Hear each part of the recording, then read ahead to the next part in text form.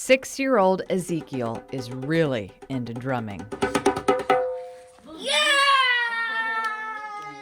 His younger brother, 5-year-old Zion, is the snuggly one and enjoys coloring. Both are on the autism spectrum. We're fighting. We're trying our best to fight as much as we can. It's not an easy fight, but we cannot give up on our kiddos. The fight is for help, for critical services to support kids like Ezekiel and Zion. Zion was almost 8 months, and it was to the point where he was almost phased out of early intervention. I think Zion might only get 2 months of early intervention. That's when he was 3, says mom, Bianca Thomas-Eduok. He's now 5, is nonverbal, and has been diagnosed with low-functioning autism.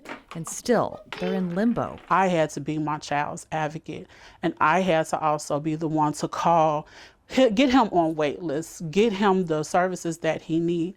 And to this day, I am still on wait lists for some of those services. It's for speech, for occupational therapy, social behavior, wait lists after wait lists after wait lists. She says she had no one guiding her following the diagnosis, but learned quickly from evaluation to therapy it was a waiting game. For the families that need these resources, that the timing of the screening and the evaluation are crucial. Absolutely. It helps us get kids into our centers sooner. Easter Seals offers pediatric services for children and adolescents, things like speech, physical, and occupational therapy. They serve about 1,000 kids at their 3 locations every week. Pediatricians are supposed to do screenings twice before a child is 5. And then pediatricians can go ahead and refer kids for a full evaluation. Dr. Citlali Gonzalez is a clinical psychologist at Easter Seals.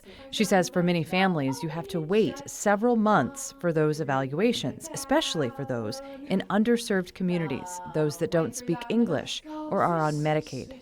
She says there are not enough trained clinicians at hospitals and doctors' offices to do the tests. And during the pandemic, many families put off routine wellness checks with their pediatricians.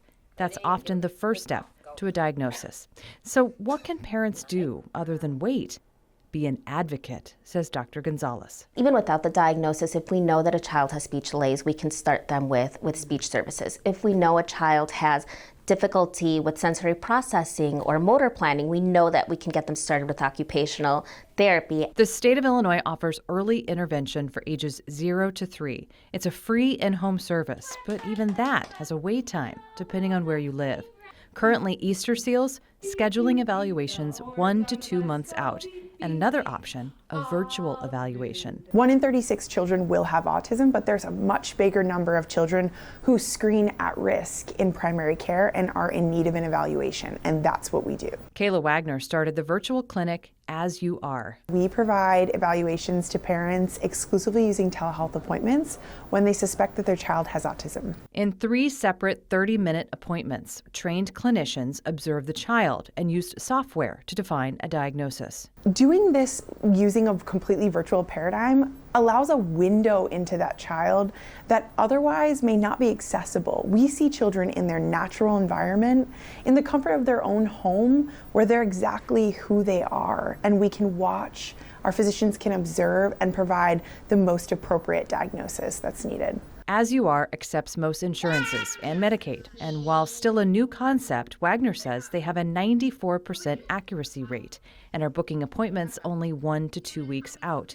Dr. Gonzalez says there is more work to be done when trying to shorten these wait times, like physically getting in all communities and to kids that are often being missed. This evaluation, this diagnosis opens up a lot of doors. It allows families to be able to advocate for their children in school and in the community. And the other thing, it really helps our kids be able to understand themselves a lot better. Yeah, I did. You did it. Regardless of where we live, regardless of what our income is, make it easy for all. Bianca, the mom we interviewed in the story, and a group of advocates are heading to Springfield to celebrate Autism Acceptance Day on Friday, April 12th.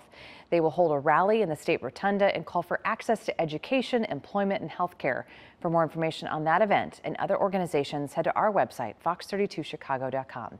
Elizabeth Matthews, Fox 32 Chicago.